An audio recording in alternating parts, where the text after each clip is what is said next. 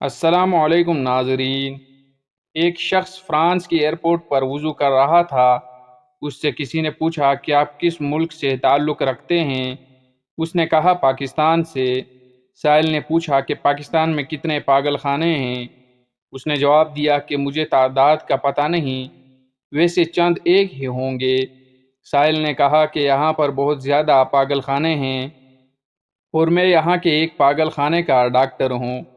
میری پوری عمر اس تحقیق میں گزری ہے کہ لوگ پاگل کیوں ہوتے ہیں، اور پاگل پن سے بچنے کے لیے کیا کیا احتیاطی تدابیر اختیار کرنا ضروری ہیں۔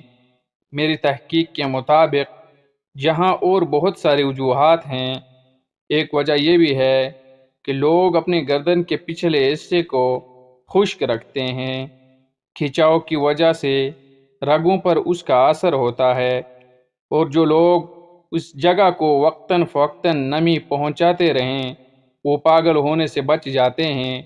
میں نے دیکھا کہ آپ نے ہاتھ پاؤں دھونے کے ساتھ ساتھ گردن کے پیچھے کے حصے پر بھی گیلے ہاتھ پھیرے، جس سے مجھے بہت حیرانی ہوئی کہ آپ کو یہ طریقہ کس نے بتایا۔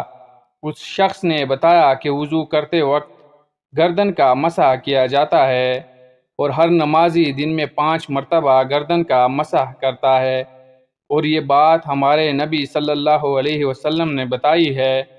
ڈاکٹر کہنے لگا کہ اسی لیے آپ کے ملک میں لوگ کم تعداد میں پاگل ہوتے ہیں۔ اللہ اکبر! ایک ڈاکٹر کی پوری زندگی کی تحقیق نبی علیہ السلام کے بتائے ہوئے ایک چھوٹے سے عمل پر آ کر ختم ہو گئی۔